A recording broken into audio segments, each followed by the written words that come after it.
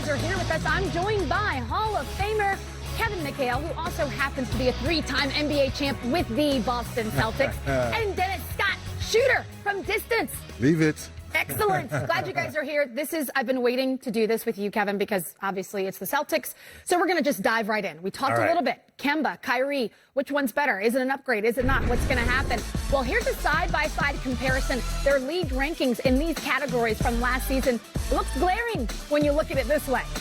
Yeah, but, you look at that last statistic right there, who was more efficient in games and helped you win more. Kyrie Irving is a tremendous player. Now, don't get me wrong. It didn't work in Boston. Now, you can say all you want about why it didn't work. It did not work there. And it was funky last year. It was funky from the start, and it was funky at the finish. And nothing changed in that thing. So, is Kemba going to be a better fit?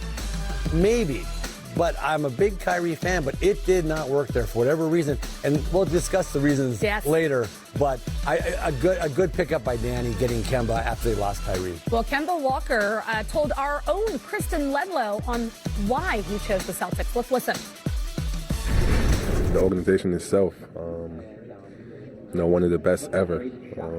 So many championships. And, I think when everybody thinks of, the Boston Celtics, they think of, a winning culture, and unfortunately, I haven't been able to be a part of a consistent winning culture, and that's what I wanted to be a part of.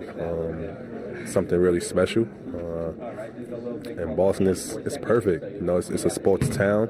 They love basketball. The fans love, guys who compete each and every night, and I just think I fit perfect with that mold. So, I'm excited to finally get things started and. Get it rolling in here in Boston. Well, you heard Kemba Walker talk about the winning tradition, right, of the Celtics and how he hasn't been able to experience that. So I went and looked up some numbers. Kemba Walker as a player against the Boston Celtics for his career, he was 9-20. Last 3 seasons, all 3 All-Star years for Kemba Walker, he was only 2-9 against the Celtics. Do you think he's excited to wear the green now? Oh, yes, he's super excited. He hit around on the head because he's always been on the losing end because when you're the best player, K-Mac, you're going out every night, being an All-Star. Kemba felt like he was by himself with the Hornets. Now he's coming to a winning tradition. He has Brown and Tatum. Hopefully Gordon Hayward can get back to his, top-notch basketball ways we know he can be. And Kemba's saying, finally, I'm bringing some more talent to the war with me to try to win more ball games. So he's super excited to be in a winning culture and a winning franchise. As good as Kyrie Irving was, or still is as a player, Kevin, is this an upgrade when you add Kemba Walker to that locker room? Oof, time will tell. If you just look at it from just a strict talent standpoint, I would say no. And I like Kemba Walker, but Kyrie Irving is special.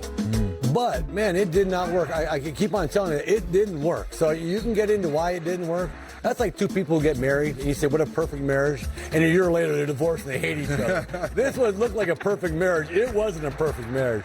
And it didn't work. So is it an upgrade? It's hard to say. I want to see Kemba out there with Brown, with Tatum, with Hayward, with all these guys and how they mesh because they've got a lot of similar players that we'll talk about later as far as when you talk about not just Kemba, but about the Celtics in general. I think it's a different style, Steph. Now when you walk in that locker room, people are going to see the glaring difference. Because let's face it, Kyrie come in there being a champion and all those type of things and figure like, I'm going to help you guys get to where you need to be. Well, that leadership's different, where Kemba's going to come in and say, guys, how are we going to win together? How are we going to get to the next level? Yeah. And I think that's what the Celtics see right away. So you might say the chemistry's better, but is it going to equate to wins on the floor? Right. That's all that matters. Exactly. Like you can have a bunch of guys that love each other, and they might suck. So it just doesn't matter. You got to win basketball games. And so there's a lot of wait and see for the Celtics team this year for me. I've always felt that chemistry is one of the more underrated components of a successful team.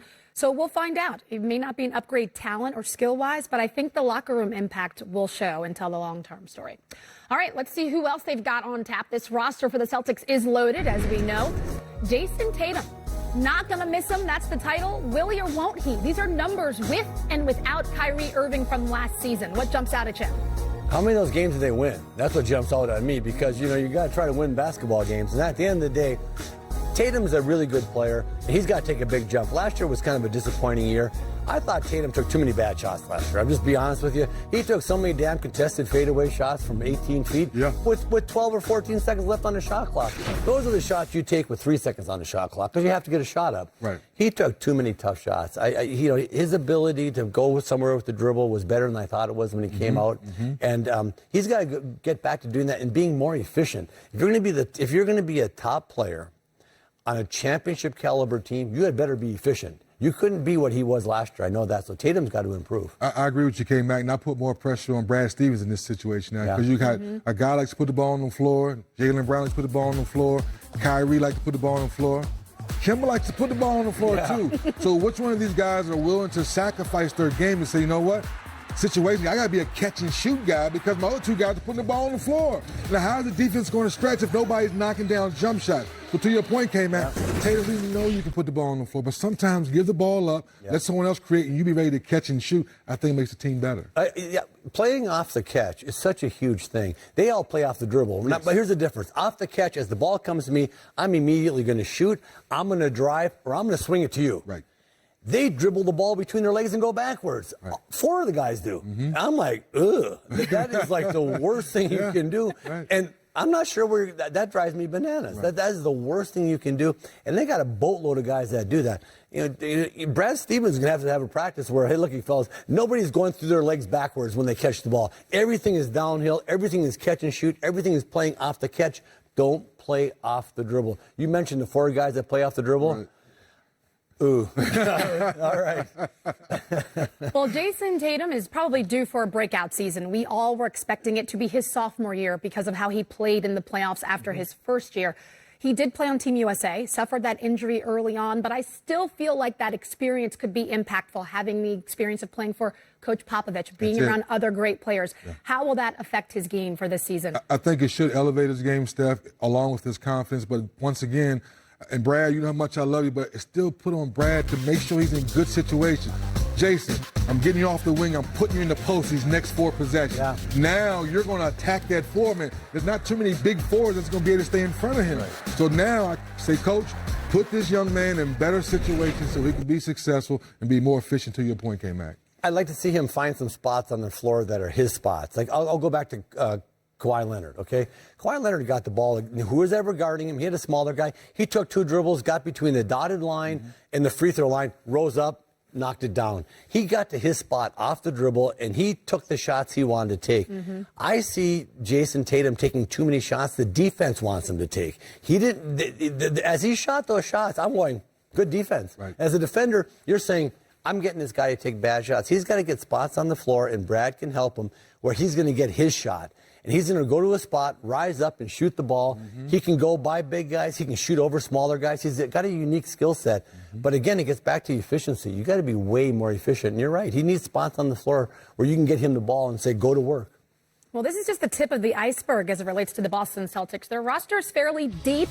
Gordon Hayward is someone who we are all looking forward to seeing. Which version of him will we see off the bench for 18 games last year? Started to figure it out. Will we see the old Hayward? The studios joined now by our analysts, Greg Anthony, Brian Shaw. Guys, first and foremost, the lingering question surrounding the Warriors.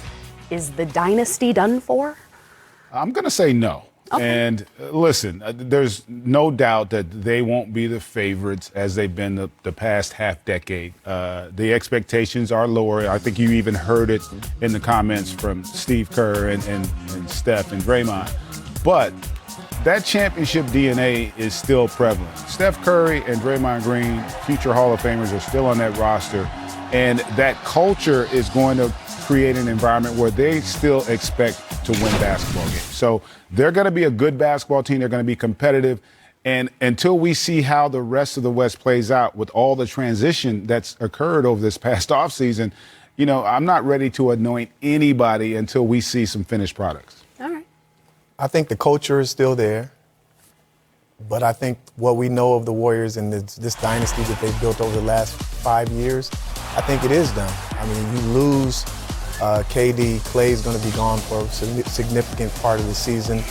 Andre Iguodala and his contributions that he made to the team, Sean Livingston and others, that's not going to be there anymore. So some of the guys that they are depending on Haven't been there and haven't done that, so it's definitely going to be a different feel, but I don't think that it's going to be at the level that we've been accustomed to seeing there. The reason why I don't know that the dynasty's over is generally when dynasty's in, your best players have peaked and reached their prime, and now they're on the back nine, right?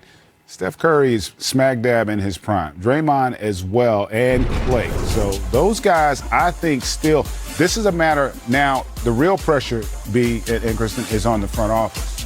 Can you build that supporting cast back to the level that you had with your best players? Because that's what's going to be key. It's not whether or not Steph's good enough for Draymond or Klay. Can they provide that second push of guys that has to help this team get over the hump? Because you so astutely